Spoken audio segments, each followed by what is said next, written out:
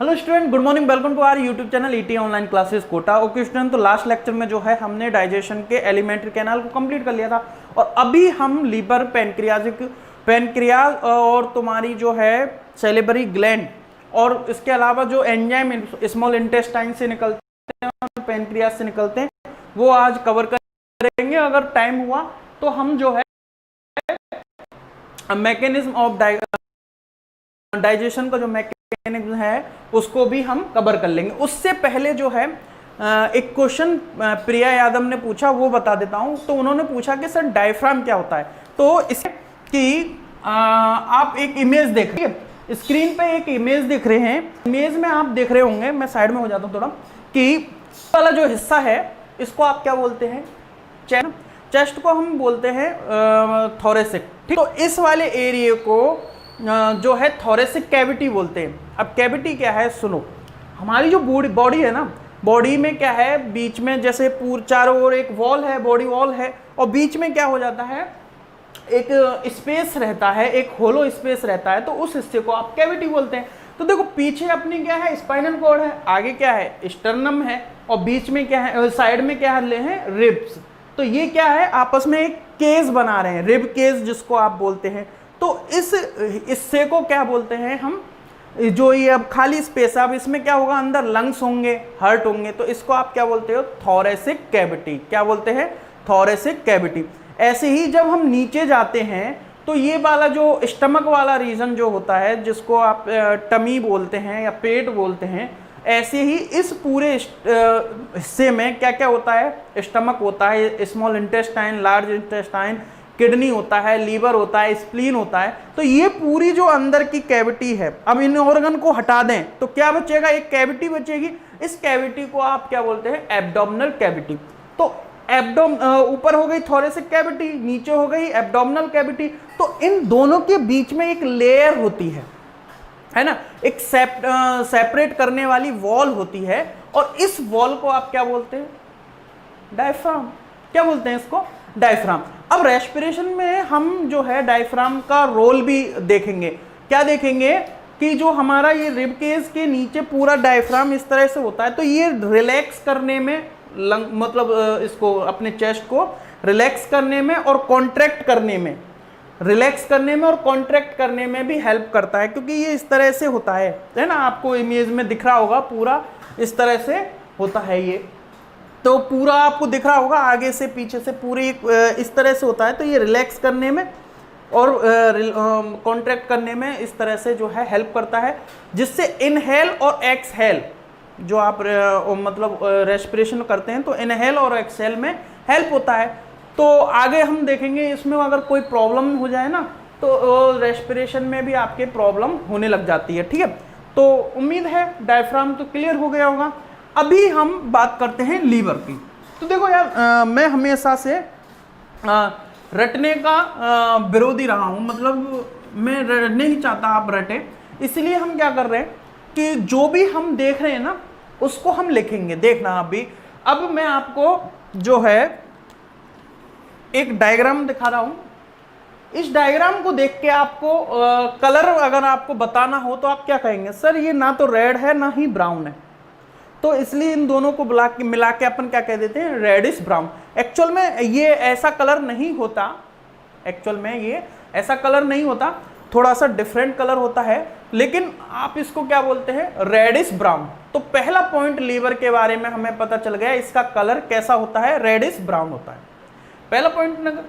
अब दूसरा पॉइंट मैं आपसे पूछूं तो क्या होगा, आप कहोगे कि सर हमें ये जो लीवर है दो पार्ट्स में दिखाई दे रहा है। यस, दो पार्ट्स में हमें लीवर जो है दिखाई दे रहा है। तो अब इनको क्या बोलते हैं, पार्ट्स को हम बोलते हैं लोब्यूल। क्या बोलते हैं, पार्ट्स को लोब्यूल, यानी कंपार्टमेंट को क्या बोलते हैं, लोब्यूल।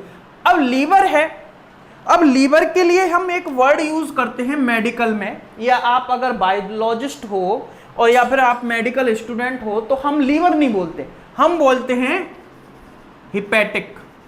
क्या वर्ड यूज करते हैं सर, हिपैटिक। लीवर कोई नहीं यूज करता, क्या वर्ड यूज करते हैं, हिपैटिक यूज करते हैं।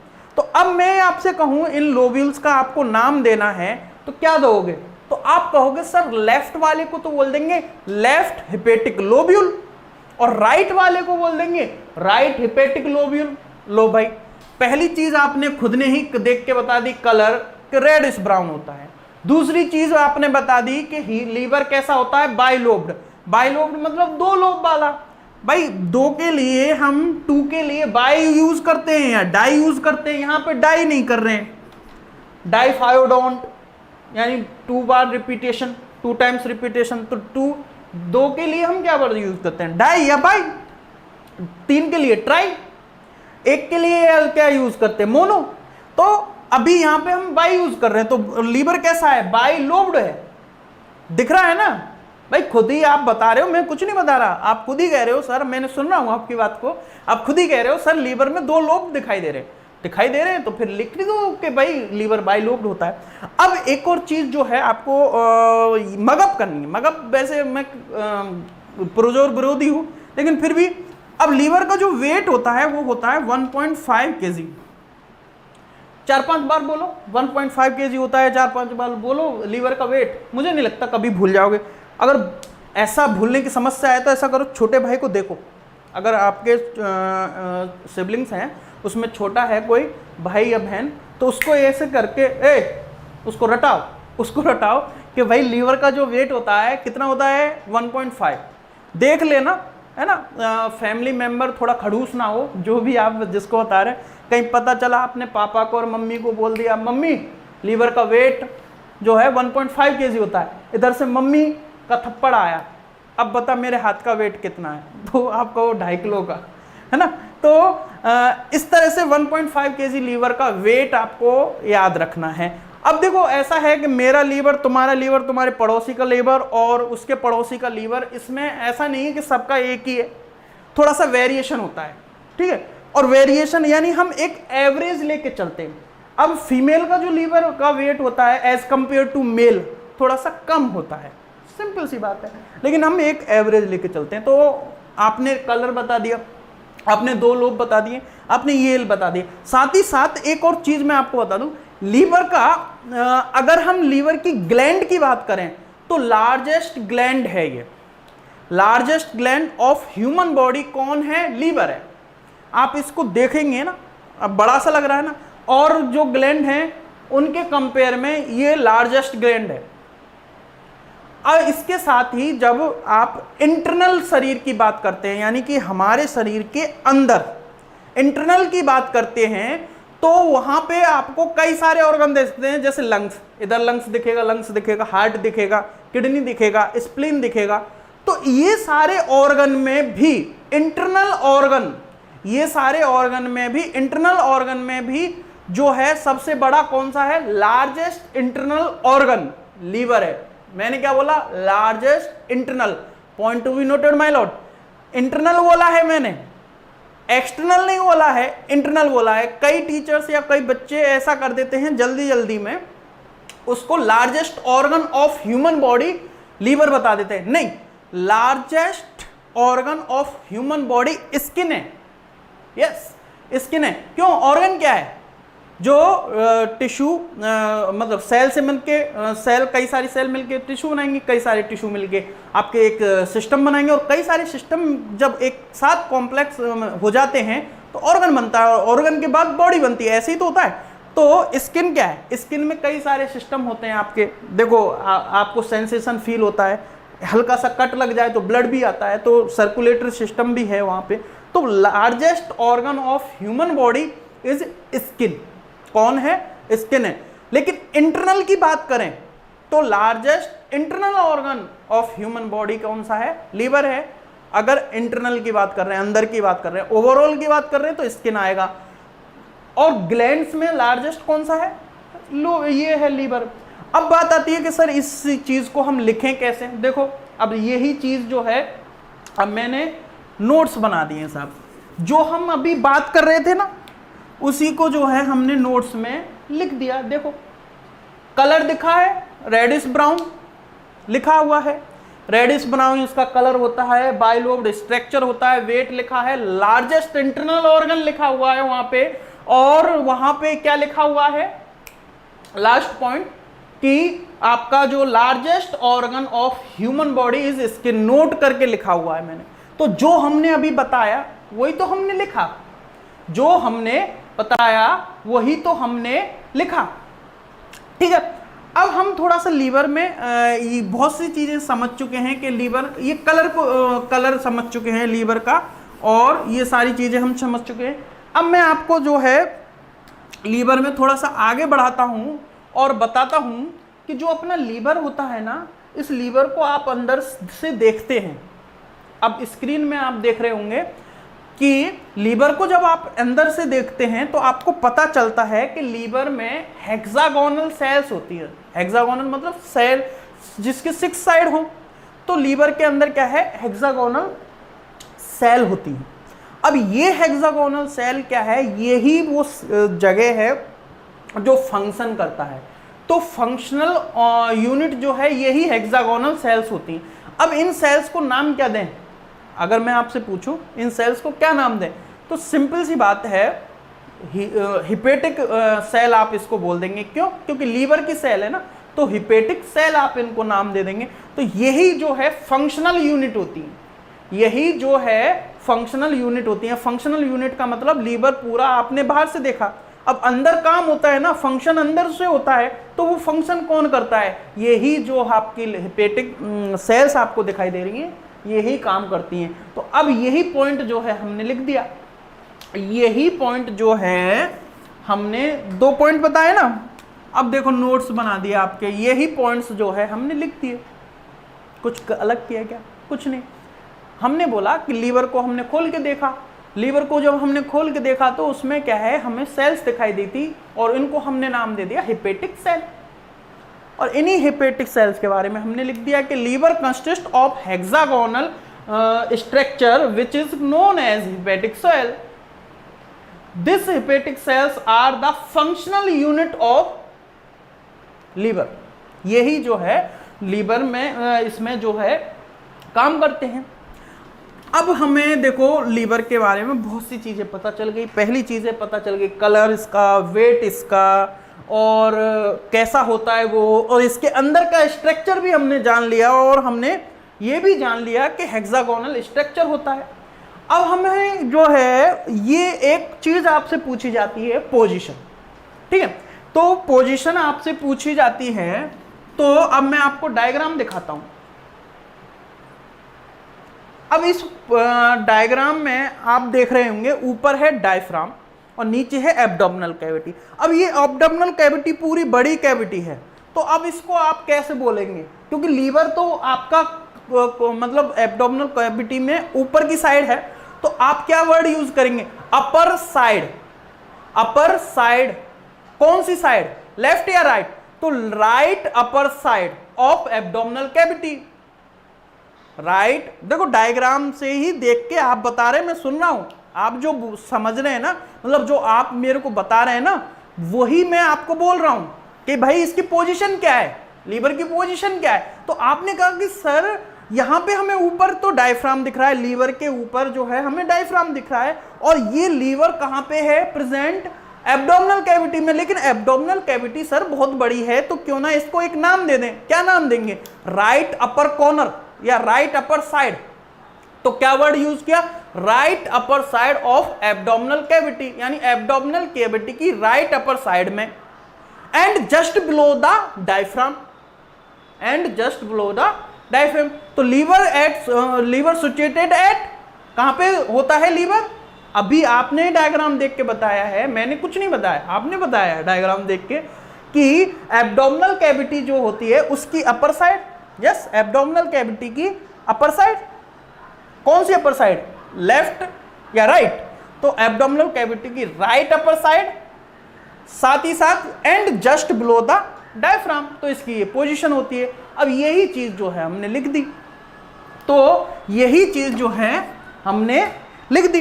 देखो 7th पे स्लाइड में जो है हमने क्या लिखा, लीवर प्रेजेंट एट या सिचुएटेड एट, कोई सा भी वर्ड यूज कर सकते हैं, at the right upper side of abdominal cavity and just below the diaphragm.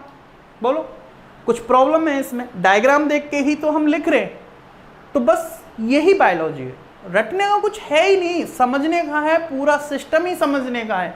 अब बच्चे इसको भी रटते हैं, मैंने देखा है कई students right below the right right, फिर below the diaphragm right right right, wrong रंग सब कुछ रॉन्ग, और रटने के बाद फिर 5 मिनट बाद भूल जाते हैं। अरे यार भाई रट क्यों रहे हो, हाँ रटते क्यों हो भाई? एब्डोमिनल कैविटी में राइट साइड में दिख रहा है ना लीवर, राइट साइड में दिख रहा है तो लिख दो राइट, और वो भी अपर साइड में, लोअर साइड में थोड़ी है, अपर साइड में लिख दो ना यार, right side, right upper side of the abdominal cavity and just below the, दिख रहा है ना, below the diaphragm and just below the diaphragm, ये लिखना है। अब इसको भी रटते हैं। तो पोजीशन क्या है लीवर की, कोई भी पूछे तो ये पोजीशन है, दैट्स इट। अब हमने पोजीशन जान ली, कलर जान लिया, वेट जान लिया, अब हम जान लेते हैं कि ये सीक्रेट क्या करता है। तो देखो यार इसके फंक्शंस जो हैं लीवर के बहुत हैं, ये समझ लो कि 100 से ऊपर इसके फंक्शन है, लेकिन हम डाइजेस्टिव सिस्टम पढ़ रहे हैं ना कि लीवर को एक्सप्लेन कर रहे हैं, ना ही हमें हेपेटोलॉजिस्ट बनना है ना, वो नहीं बनना है ना। अभी हम 10th में हैं तो उस हिसाब से हम लीवर का फंक्शन देखेंगे और डाइजेस्टिव सिस्टम के अकॉर्डिंग देखेंगे। तो ये क्या करता है, बाइल जूस सीक्रेट करता है। क्या करता है जी, बाइल जूस सीक्रेट करता है। अब ये जूस कौन सीक्रेट करता है, तो मैंने कहा ना फंक्शनल यूनिट कौन सी थी, हेपेटिक सेल, तो उन्हीं हेपेटिक सेल से ये बाइल जूस बनता है, ठीक है। तो इसका काम क्या है, बाइल जूस को सीक्रेट करना। लीवर का काम क्या है, बाइल जूस को सीक्रेट करना, ठीक है साहब। अब ये जो बाइल जूस है, अब हम थोड़ा सा डायग्राम देखेंगे। तो ये जो बाइल जूस है ये काम क्या करता है, डायग्राम को अभी रुको, थोड़ा सा ऐसा करते हैं, स्लाइड को अभी रोकते हैं, समझ लेते हैं पहले बाइल जूस का काम क्या है। देखो बाइल जूस कैसा होता है, एल्कलाइन नेचर का होता है। कैसा होता है, एल्कलाइन नेचर का। तो डायग्राम तो मेरे को दोबारा दिखाना ही पड़ेगा आपको, रीजन क्या है, मैं कुछ दिखाना चाहता हूं आपको। ओके, तो अब यहां पे आप देख रहे होंगे ना कि स्टमक आपको दिख रहा है, क्या ऊपर लीवर दिख रहा है और साइड में स्टमक दिख रहा है, ऊपर लीवर और साइड में स्टमक दिख रहा है ना। तो स्टमक के नीचे क्या है, स्मॉल इंटेस्टाइन शुरू हो जाएगी, स्मॉल इंटेस्टाइन का फर्स्ट पार्ट यानी डुडेनम शुरू हो जाएगा, यस या नो। तो ये डुडेनम जो है यहाँ पे मतलब कई सारे एंजाइम आके मिलेंगे, मतलब कई, जैसे पैनक्रियास से एंजाइम आएंगे, फिर स्मॉल इंटेस्टाइन से एंजाइम आएंगे। तो स्टमक से जो फूड आता है उस फूड में होता है HCl। क्या होता है, HCl, जो कि कैसे नेचर का है, एसिड नेचर का है जी। कैसे नेचर का है, एसिड नेचर का है। अब ये एसिड में अगर फूड एसिडिक नेचर का ही आ गया डुडेनियम में, अब स्टमक से फूड क्या है, डुडेनियम में आएगा ना। तो अगर ऐसा ही फूड आ गया तो जो एंजाइम है वो काम नहीं कर पाएंगे।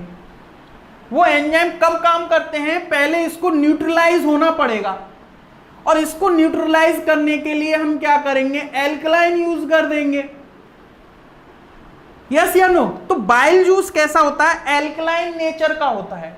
तो बाइल जूस एल्कलाइन नेचर का होता है। तो जैसे ही ये आप देख रहे होंगे डायग्राम में, डुडेनियम से देखो एरो भी लगे हुए हैं इसमें। तो जैसे ही ये बाइल जूस आता है तो ये फूड को एल्कलाइन होने की वजह से ये कैसे हो जाते हैं, न्यूट्रलाइज हो जाते हैं, साल्ट बन जाता है, न्यूट्रलाइज हो जाते हैं, जिससे एंजाइम जो है वो प्रॉपर काम करने लग जाते हैं। तो बाइल जूस क्या करता है, इसको न्यूट्रलाइज करने का काम करता है। साथ ही साथ बाइल जूस एक और काम करता है, वो है इमल्सिफिकेशन। क्या करता है, इमल्सिफिकेशन।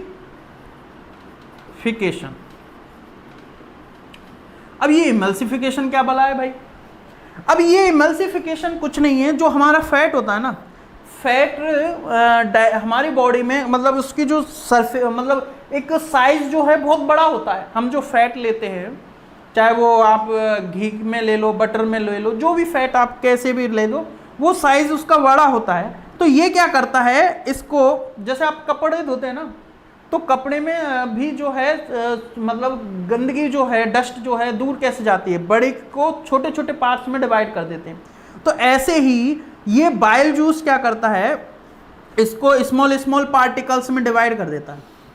अच्छा, स्मॉल स्मॉल पार्टिकल्स में डिवाइड हो जाता है तो इससे सरफेस एरिया बढ़ जाता है इसका, भाई इससे इसका सरफेस एरिया बढ़ जाता है। तो इस तरह से सरफेस एरिया बढ़ा के इसे स्मॉल स्मॉल पार्टिकल्स में, शॉर्ट पार्टिकल्स में डिवाइड कर देता है और इस प्रोसेस को क्या बोलते हैं अपन, इमल्सिफिकेशन बोलते हैं। इससे क्या है, ये एब्जॉर्ब अच्छे से हो जाएगा बॉडी में, ठीक है। इमल्सिफिकेशन क्या है, इस तरह से सरफेस एरिया बढ़ाने के लिए क्या करता है, ये स्मॉल स्मॉल पार्टिकल्स में डिवाइड कर देता है, एब्जॉर्प्शन बढ़ जाता है जिससे, क्योंकि जितना ज़्यादा सरफेस एरिया उतना ज़्यादा एब्जॉर्प्शन अच्छा होगा। अगर ये नहीं होगा तो एब्जॉर्ब नहीं हो पाएगा, ठीक है, वो ऐसे ही निकल जाएगा। तो बाइल जूस क्या करता है, एक तो एल्कलाइन नेचर होने के कारण क्या कर देता है, इसको एल्कलाइन मीडियम देता है फूड को, जिससे जो एंजाइम है वो प्रॉपर काम करने लग जाते हैं। पहला तो ये है।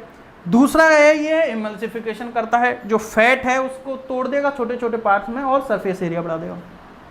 अब ये जो लीवर है ये बाइल जूस का सिक्रेशन करता है, ठीक है। अब ये जो हमने हेपेटिक सेल्स पढ़ी थी, ये क्या है, लगातार मतलब जो है बाइल जूस को बना रहे होते हैं, लगातार बना रहे होते हैं।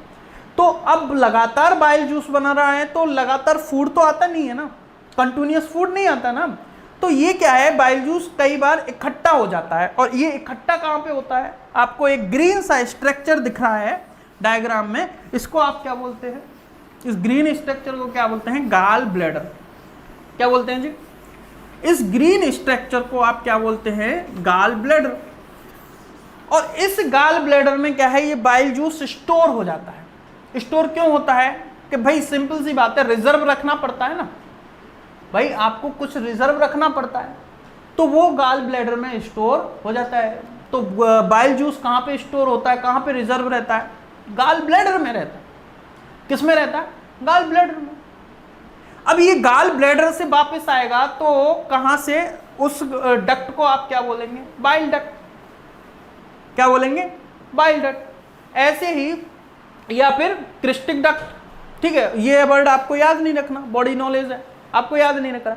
अब ऐसे ही वहां पे एक हेपेटिक डक्ट आपको दिख रही है, तो लीवर से जब आपका सिक्रेशन आएगा तो उसके लिए एक डक्ट चाहिए ना, ट्यूब चाहिए ना।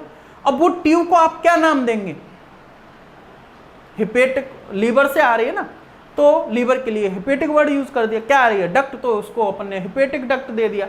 तो लीवर है, हेपेटिक डक्ट है, स्टमक है, कॉमन बाइल डक्ट, सिस्ट्रिक डक्ट और हेपेटिक डक्ट। ऊपर से हेपेटिक डक्ट आ रही है, नीचे से सिस्ट्रिक डक्ट आ रही है, दोनों मिल गए तो इसके लिए हमने कॉमन वर्ड यूज कर दिया, कॉमन बाइल डक्ट। ऐसे ही नाम है, कुछ भी ऐसा नहीं है टिपिकल जो आपको ऐसा लगे कि अरे यार ये क्या पढ़ लिया हमने, कुछ भी नहीं, ऐसे ही नाम है। लीवर से डक्ट निकल रही है, लीवर को हेपेटिक बोलते हैं, हेपेटिक डक्ट बोल दिया। इधर से गाल ब्लैडर से डक्ट निकल रही है, सिस्ट्रिक डक्ट बोलते हैं। नाम याद नहीं रखना आपको वैसे भी, लेकिन दोनों डक्ट मिल रही है तो कॉमन डक्ट हो गया।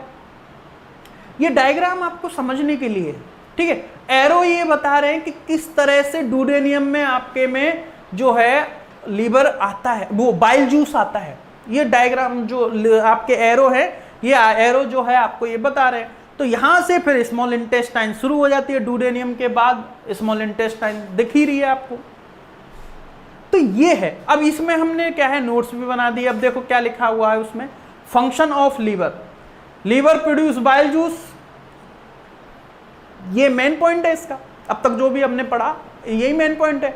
इसके बाद फंक्शन ऑफ बाइल जूस के क्या फंक्शन है, दो फंक्शन हमने अभी बताए, एल्कलाइन मैटर देना, तो वही लिख दिया, help in providing alkaline medium for the activity of enzyme, मतलब एक्टिवेट करने के लिए, एंजाइम को एक्टिवेट करने के लिए, मतलब एक्टिवेट मतलब वो तभी रहेंगे जब एल्कलाइन मीडियम मिलेगा, अदरवाइज नहीं होंगे, ठीक है। तो इसके लिए एल्कलाइन मीडियम दे दिया। दूसरा काम क्या कर दिया, it causes emulsification of fat. Emulsification जो अभी हमने समझा है उसी की जो डेफिनेशन आपको मैंने लिखा दी, fat emulsification is the process, कौन सी प्रोसेस है जिसमें क्या हो रहा है, increasing the surface area of fat, यानी फैट का सरफेस एरिया बढ़ाना है। और देखो यार, किसी भी चीज का सरफेस एरिया बढ़ाना है, उसका एक कंसेप्ट याद रखिए कि उसको छोटे छोटे पार्ट्स में डिवाइड कर दीजिए, सरफेस एरिया अपने आप बढ़ जाएगा। भाई ऐसे समझिए इस चीज को, मैं मान लो इस पेन के ऊपर कवर चढ़ाना है मान लो, तो इतने से कवर में ही काम हो जाएगा, लेकिन पेन को मैं अगर गोल गोल कई सारे पार्टिकल में डिवाइड कर दूंगा तो कवरिंग बहुत चाहिए। क्यों? सरफेस एरिया बढ़ गया, सरफेस एरिया बढ़ गया। इस चीज को और समझो, सरफेस एरिया कैसे बढ़ जाता है छोटी चीज होने पे, दोबारा से समझ लो। जैसे मैं लो ये रिस्ट है, मैं अभी कवर करूं हैंकी से, तो मेरे को कितना हैंकी चाहिए? इतने से ही हैंकी में कवर हो गया। अब मान लो मैंने इसके छोटे छोटे पार्टिकल्स में डिवाइड कर दी, अब ये कितना हैंकी चाहिए? इस थंब को अलग से हैंकी चाहिए, ये हिस्सा फिंगर्स को अलग से चाहिए, लो शॉर्ट पड़ गया, शॉर्ट पड़ गया ना। क्यों भाई? हैंकी तो उतना ही बड़ा था, क्योंकि सरफेस एरिया बढ़ गया।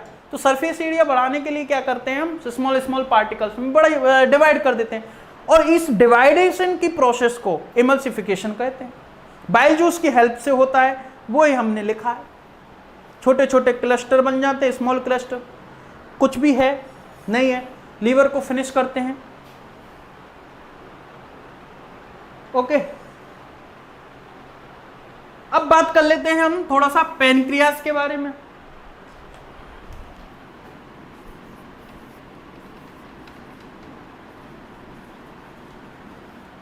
पैनक्रियास के बारे में क्या बात करनी है भाई? एक चीज आपको मैं बता दूं कि हमारे अंदर जो ग्लैंड होती है ना, वो दो तरह की ग्लैंड होती है।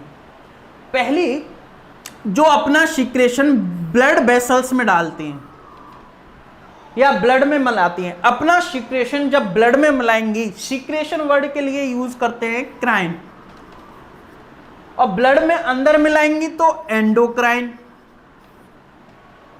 तो जो ग्लैंड अपना सिक्रेशन ब्लड में अंदर मिलाएंगी उनको क्या बोलेंगे? एंडोक्राइन। एंडो का मतलब अंदर, क्राइन मतलब सिक्रेशन, अंदर सिक्रेशन कर रही है, तो उसको अपन एंडोक्राइन बोलेंगे। कोई बड़ी बात नहीं है। एक और चीज, तो ग्लैंड जो सीक्रेट करती है ये कोई ना कोई केमिकल होता है। अब यही केमिकल अगर ब्लड में सीक्रेट हो रहा है तो उसको आप वर्ड दे देते हैं हार्मोन। क्या नाम दे देते हैं? हार्मोन। तो एंडोक्राइन सिस्टम हम आगे पढ़ेंगे बायोलॉजी में, तो याद रखना एंडोक्राइन में सीक्रेशन ब्लड के अंदर होता है, उनको अपन क्या बोलते हैं? हार्मोन। अब ये ऐसे ही जब सीक्रेशन ब्लड में ना हो, ब्लड के बाहर हो, यानी किसी डक्ट में हो, जैसे डुडेनियम, डुडेनियम दिख रहा है पैनक्रियास के पास, डुडेनियम। अगर ये डुडेनियम में या किसी डक्ट में, डक्ट मतलब ट्यूब, और ब्लड वेसल्स अलग चीज होती है, ब्लड का सिस्टम अलग है, डक्टिंग सिस्टम अलग है। तो अगर सिक्रेशन डक्ट में हो रहा है, ब्लड में नहीं हो रहा है, यानी आउटसाइड ऑफ ब्लड, आउटसाइड मतलब एक्सो, बाहर की तरफ, तो सिक्रेशन बाहर की तरफ हो रहा है तो क्या बोलेंगे? एक्सोक्राइन। सिक्रेशन के लिए क्राइन वर्ड यूज करते हैं, बाहर के लिए बाहर, एक्सो। तो ब्लड के अंदर तो एंडो, एंडो देखो कितना अच्छा लिखा है मैंने, सॉरी, ओके, एंडोक्राइन।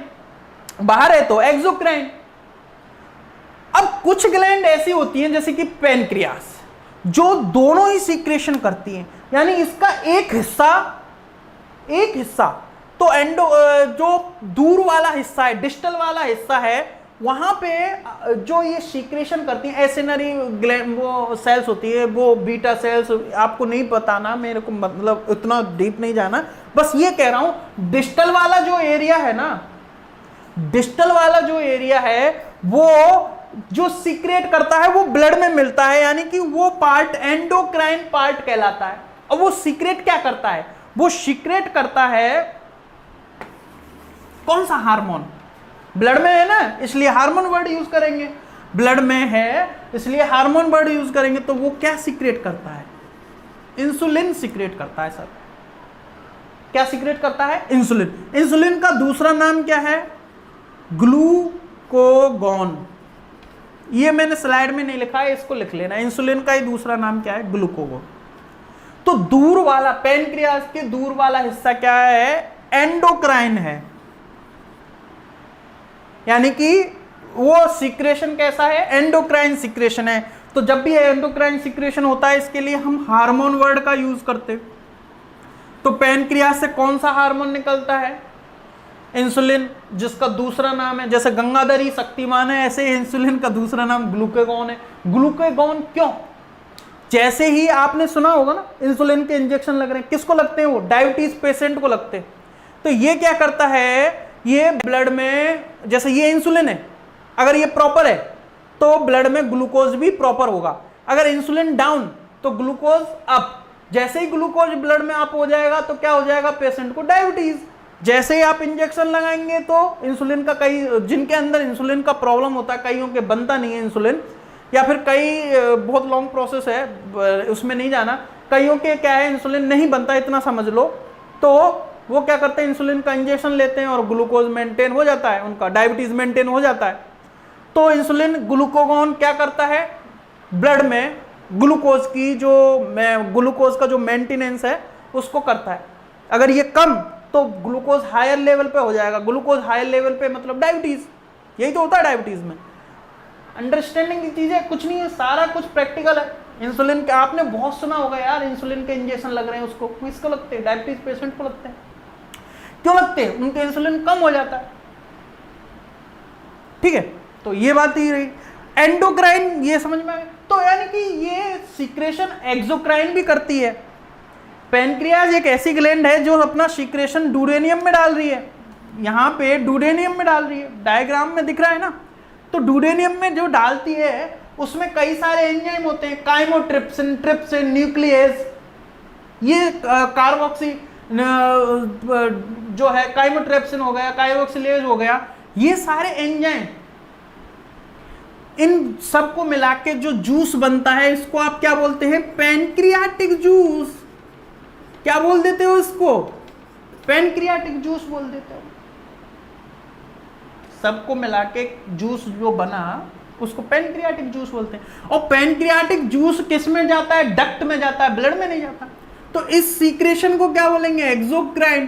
तो पैनक्रियाज एक ऐसी ग्लैंड है जो मिक्स ग्लैंड है। मिक्स मतलब एक्सोक्राइन भी है और एंडोक्राइन भी है।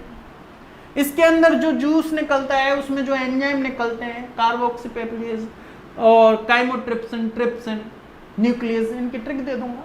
एमाइलेज भी निकलता है। एमाइलेज माउथ में भी निकलता है, लार में, सलाइवा में, लेकिन उसमें भी निकलता है। ठीक है, तो ये सारे एंजाइम इसमें, यही जो मैंने अभी बोला है वही मैंने लिख दिया है। ये लो भाई, आपके नोट्स हो गए पैनक्रियाटिक जूस वाले।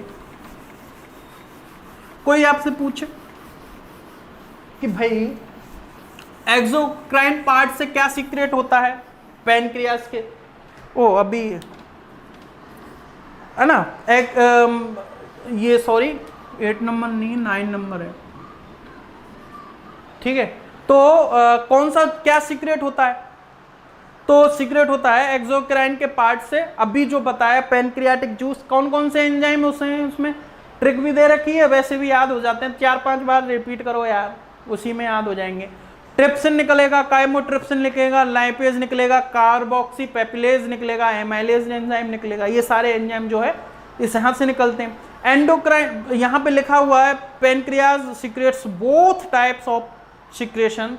फर्स्ट एंडोक्राइन, एंडोक्राइन में क्या निकलता है? इंसुलिन निकलता है। इसका दूसरा नाम लिख लेना, ग्लूकागॉन। लिखा नहीं है इसमें स्लाइड में। हो गए ना नोट्स हल्ला कर रहे थे। ओके, मेंटेन करता है ग्लूकोज को। ठीक है, और एक्सोक्राइन पैनक्रियाटिक जूस होता है जो कि डाइजेशन में हेल्प करता है। आगे बढ़ते, यही बायोलॉजी है। बातें ही बातों में खत्म हो जाती है यार, पता भी नहीं चलता। आगे हो जाओ। ओके, अब आते हैं सैलिवरी ग्लैंड पे।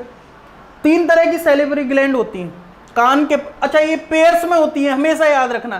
कई बच्चे ये सोचते हैं 3 ग्लैंड होती हैं, नहीं, पेयर्स में होती हैं। एक इधर है तो एक इधर भी होगी, ऐसे एक इधर है तो एक इधर भी होगी, पेयर में होगी। ऐसे ही एक इधर है तो एक इधर भी होगी। तो कान के पास जो होगी पैरोटिड बोलेंगे उसको। कान के पास जो ग्लैंड होगी उसको क्या बोलेंगे? Parotid gland. और जो टंग के नीचे होगी यहाँ पे तो उसको बोलेंगे, टंग के लिए लिंगुअल वर्ड यूज होता है। क्या यूज होता है? लिंगुअल। तो उसके लिए हम वर्ड यूज करेंगे सबलिंगुअल। बात खत्म।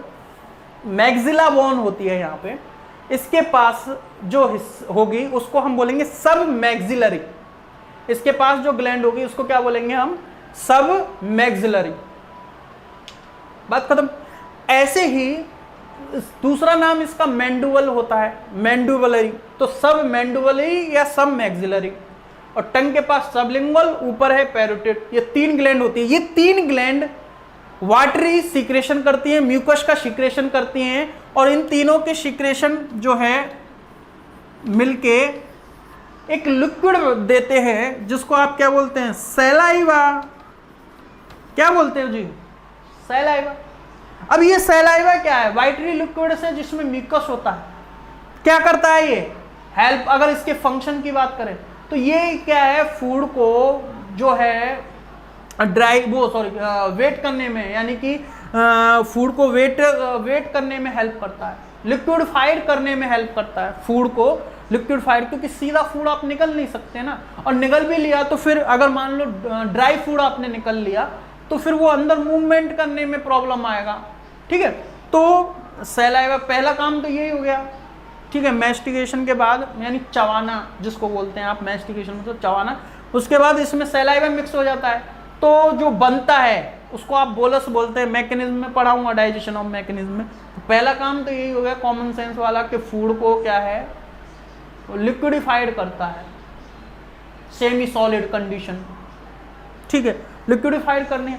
इसके अलावा सैलाइवा में एक एंजाइम मिलता है जिसको आप टाइलिन बोलते हैं या फिर एमाइलेज बोलते हैं। ये एमाइलेज क्या करता है, अपनी स्टार्च का 30%, लगभग पूरी स्टार्च नहीं, लगभग 30%। अभी हमने पेनक्रियास जूस में एमाइलेज एंजाइम पढ़ा था ना, तो बाकी का जो स्टार्च है ना वो उसी एमाइलेज हेल्प से स्मॉल इंटेस्टाइना में जाएगा, वहां पे वो होगा। लेकिन यहाँ पे 30% स्टार्च माल्टोज में कन्वर्ट हो जाता है, माल्टोज में कन्वर्ट हो जाता है।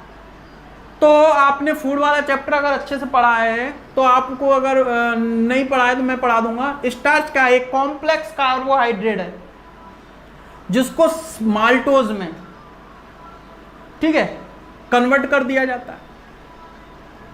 ओके, तो ये माल्टोज जो है आप मीठी लगती है, इसलिए जो लोग अच्छे से खाना चबाते हैं थोड़ी देर बाद उनको फूड मीठा लगने लग जाता है, अगर गेहूं की रोटी खा रहे हैं तो, या चावल खा रहे हैं तो।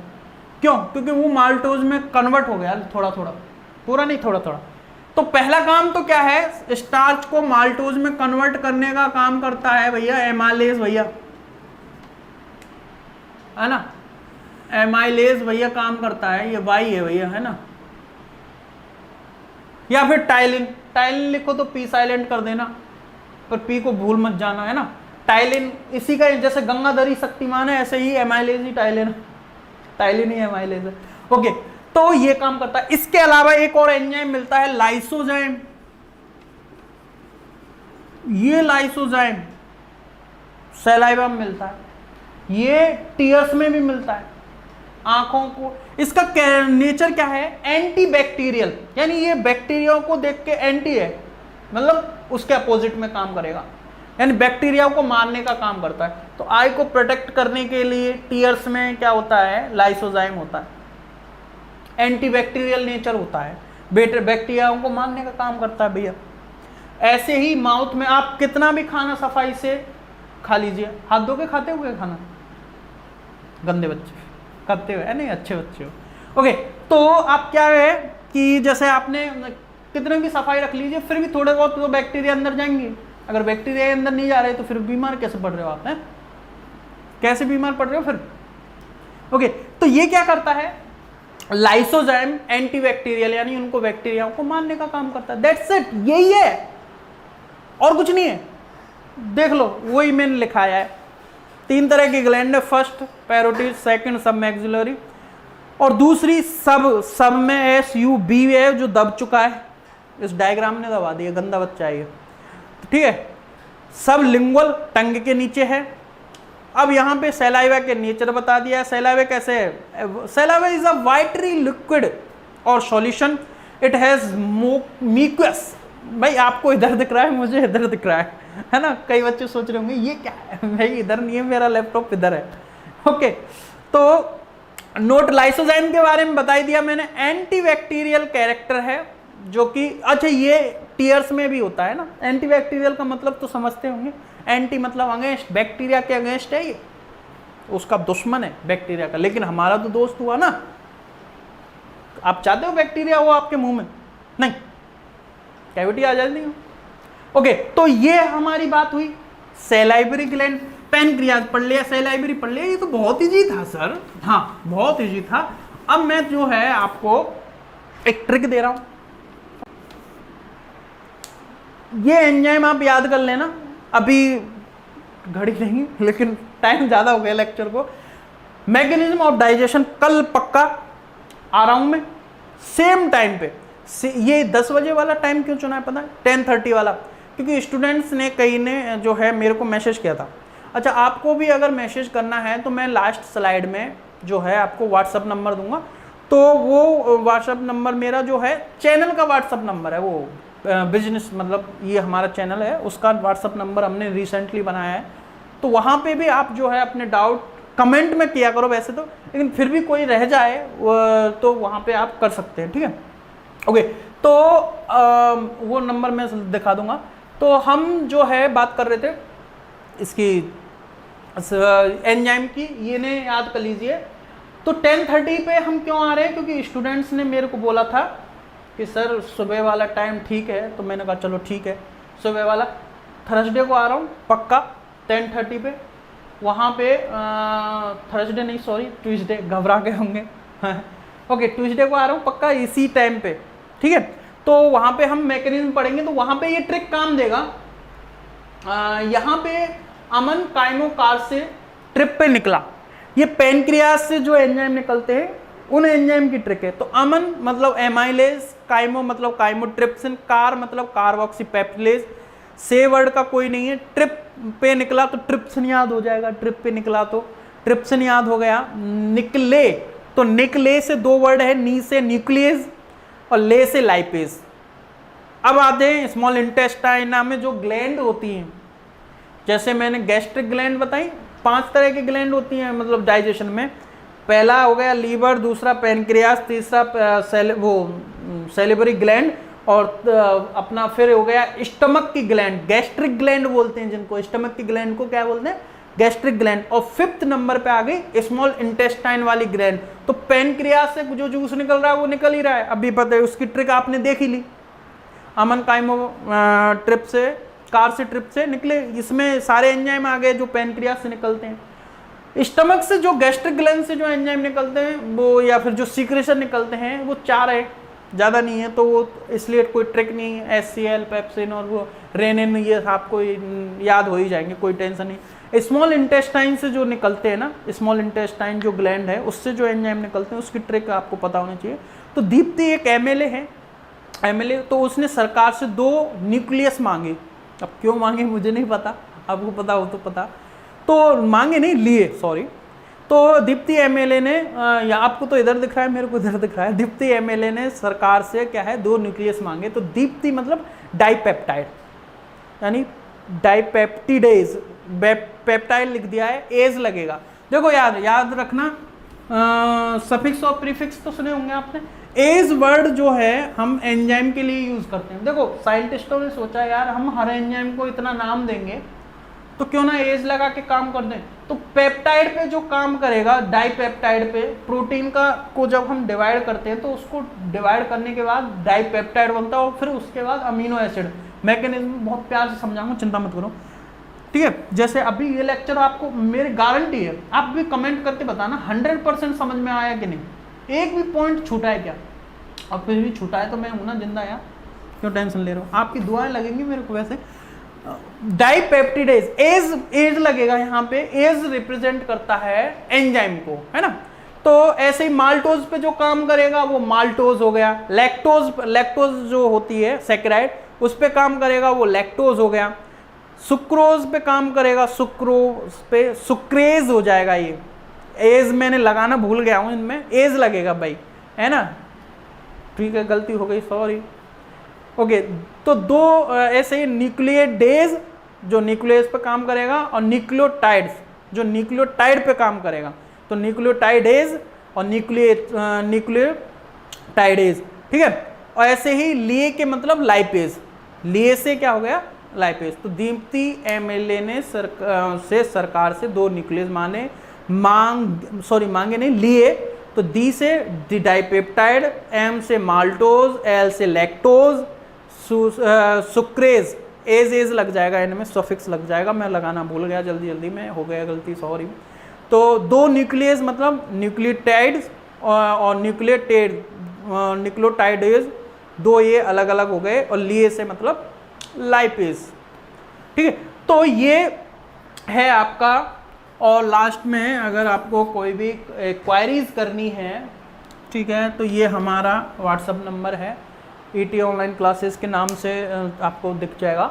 ठीक है, तो इसमें थोड़ा रिप्लाई लेट आ सकता है क्योंकि ये बिजनेस व्हाट्सअप यूज़ कर रहे हैं, तो उस वजह से। ठीक है, तो उम्मीद है लेक्चर समझ में आया होगा। तो देखो आगे कि लेक्चर में टाइम पे दे रहा हूँ, लेकिन आपको भी क्या करना है कि थोड़ा सा लाइक करके, कमेंट करके और स्टूडेंट्स के साथ शेयर करके थोड़ा सा गैदरिंग बढ़ानी है, क्योंकि ज़्यादा स्टूडेंट्स होंगे तो ज़्यादा अच्छा लगेगा, नहीं होंगे तो फिर देखते हैं कब तक चलता है। ओके, तो मिलते हैं नेक्स्ट लेक्चर में, टिल देन गुड बाय।